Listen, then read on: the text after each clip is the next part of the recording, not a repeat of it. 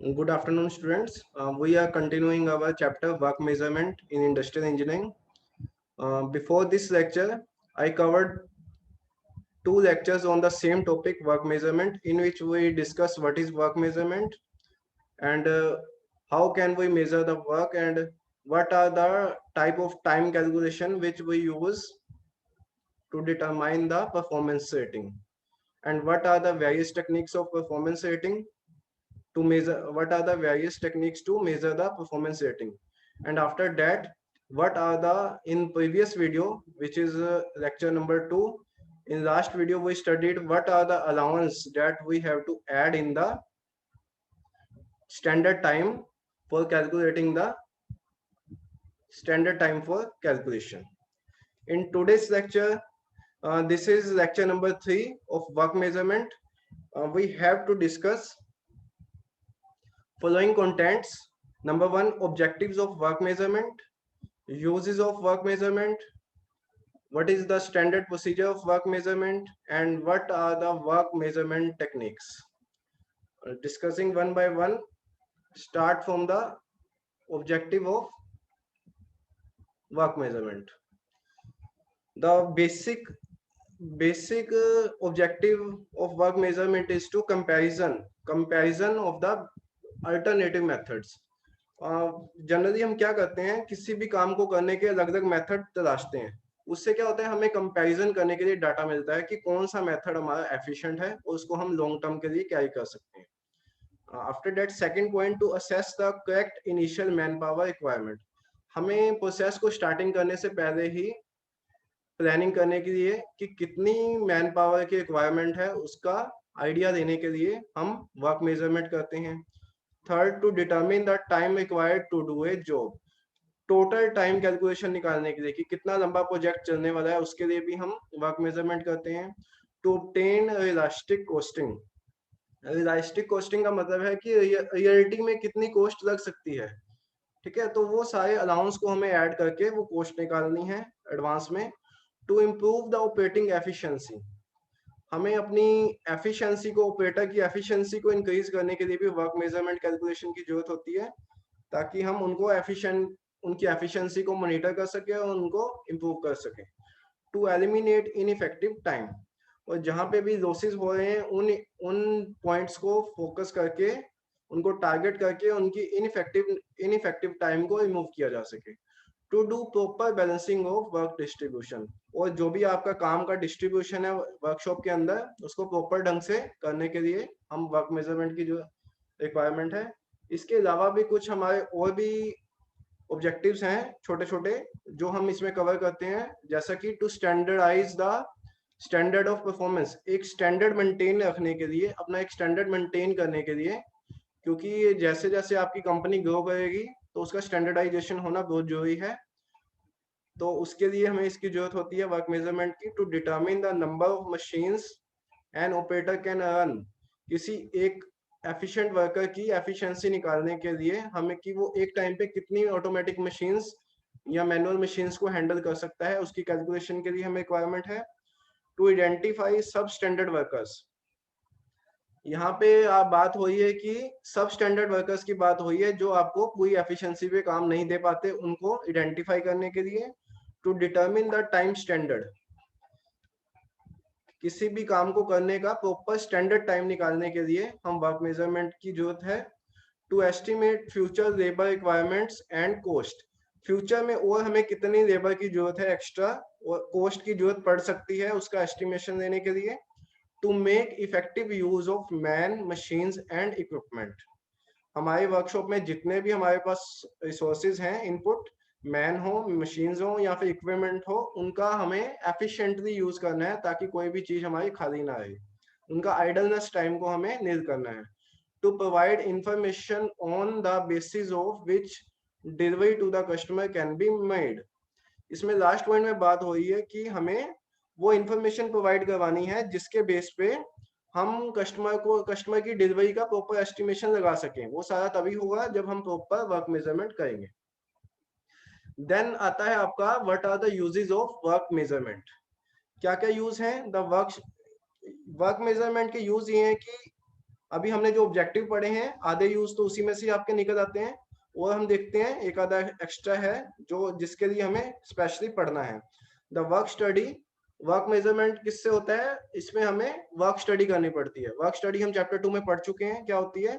The work study provides the standard for comparing various methods. The best method can be selected from the alternative methods. हमने पढ़ा हुआ है कि work study में हम number of methods को आपस में कंपेयर करके उसमें से बेस्ट मेथड को सिलेक्ट करते हैं, and the labour on the job is properly balanced bye the use of work measurement. और उससे क्या बेनिफिट होता है हमें वर्क मेजरमेंट से, जो भी हमारी लेबर है उसको हम प्रॉपरली बैलेंस मेंटेन करने के लिए वर्क मेजरमेंट का यूज करते हैं। और work studies essential for assessing man power, equipment required for production.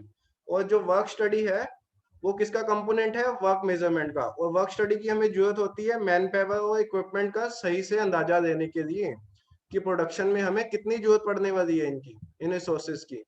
Work measurement is essential for better utilisation of machine and labour and for securing efficient layout the work measurement is essential. क्या कह रहे हैं यहाँ पे, जो आपने efficient, अगर हमें एफिशिएंसी को मेंटेन करके रखना है, सिक्योर करके रखना है, तो एफिशिएंसी को लेआउट में भी और अपनी स्पीड में भी, तो हमें वर्क मेजरमेंट को इसेंशियल करना पड़ेगा अपनी वर्कशॉप में। अब स्टैंडर्ड प्रोसीजर क्या है वर्क मेजरमेंट का, वो इस ब्लॉक डायग्राम के साथ मैं आपको समझा रहा हूँ। ब्लॉक डायग्राम में देखिए सबसे पहला पॉइंट है हमने सिलेक्ट करना है जिस काम को हमें स्टडी करना है for the work measurement. Select the work to be studied means हमें हाईलाइट करना है अपने असाइनमेंट को। Then record all the relevant data. अब हमने उस असाइनमेंट से रिलेटेड जितना भी डाटा है उसको सारे को कलेक्ट करना है और प्रॉपरली मेंटेन करना है। There are various techniques to maintain the data. Example है आपका Excel sheet. After that examine the recorded data. अब हमने क्या करना है, जो भी डाटा रिकॉर्ड किया है उसको प्रॉपरली एग्जामिन करना है। हम कैसे एग्जामिन कर सकते हैं डाटा को properly, with the help of graphs, pie chart, bar chart. ये सारे हमारे क्या हैं, टूल्स हैं जिससे हम एग्जामिन कर सकते हैं कि कितना फ्लक्चुएशन आ रहा है। और after that we have to measure the time to complete that particular work, and after that we have to compile the standard time। और जो हमने ऑब्जर्व टाइम निकाला है, मेजर करके निकाला है, उसके बाद हमने क्या निकालना है, स्टैंडर्ड टाइम निकालना है। स्टैंडर्ड टाइम निकालने के लिए हम क्या करते हैं, ऑब्जर्व टाइम को परफॉर्मेंस फैक्टर के साथ मल्टीप्लाई करते हैं। ये हमने परफॉर्मेंस रेटिंग वाले लेक्चर में देखा था। अब ये सारा प्रोसीजर आपके सामने मैंने शो किया है, जो जो अभी हमने ब्लॉक डायग्राम में डिस्कस किया है वही सारे पॉइंट हमारे यहाँ पे ऊपर ही आपको वन बाय वन हमने लिखे हुए हैं। आप एक बार फिर से रिवाइज कर सकते हैं। First of all, select the work to be studied, then record all the relevant data relevant to the work, then examine the recorded data. And after that, measure the time required to complete each element using appropriate work measurement technique. Define the series of activities and method of operations for which the time has been calculated, time has been compiled. इसमें बात हो रही है कि हमें वो सारे activities के ऊपर इंडिविजुअली टाइम को नोट करना है ताकि हम उनका ऑब्जर्व टाइम निकाल सके। और इसके बाद ऑब्जर्व टाइम का यूज करके हमें क्या करना है, अपना स्टैंडर्ड टाइम निकालना है by the use of multiplying performance factor. In the last we conclude, this is actually the topic which we have to discuss in our next lecture, work measurement technique. In today's lecture I just introduce you about overall introduction, what are the various work measurement techniques what are the various work measurement techniques in our syllabus. In detail we discuss all these techniques in our next lecture. मैं आपको आज के lecture में सिर्फ नाम बता रहा हूँ इन टेक्निक्स का, क्योंकि ये लेंथी लेक्चर हो जाएगा, इसलिए मैं सोच रहा हूँ इसके लिए आपको मैं एक अलग से वीडियो बनाऊं जिसमें आपको ये सातों टेक्निक्स को इंडिविजुअली समझाया जाए। तो कौन सी ये 7 टेक्निक्स हैं जिससे हम वर्क मेजरमेंट कर सकते हैं। सबसे पहले time study, then predetermined motion time system, in short PMTS। After that method time measurement system, आपने इसकी शॉर्ट फॉर्म याद रखनी है MTMS, कई बार ये शॉर्ट फॉर्म से भी पूछ लिया जाता है। Number 4, synthesized time standards. Fifth, analytical estimating, and sixth, work sampling. And in last, the seven technique is stopwatch time study technique. बहुत ही बेसिक टेक्निक्स हैं ये सारी, आपको नाम से ही आधी से ज्यादा क्लियर हो ही होंगी, बट फिर भी इनका प्रॉपर डायग्राम्स हैं, इनके प्रॉपर डाटा है जो हमें स्टडी करना है, इसलिए मैंने इनको आज वाइंड अप नहीं किया, तो ताकि मैं इनको आपको डिटेल में समझा सकूं। तो हम इनको सातों टेक्निक्स को एक नेक्स्ट वीडियो में आपके साथ डिस्कस करेंगे। Students, that's it for today's lecture. Thank you.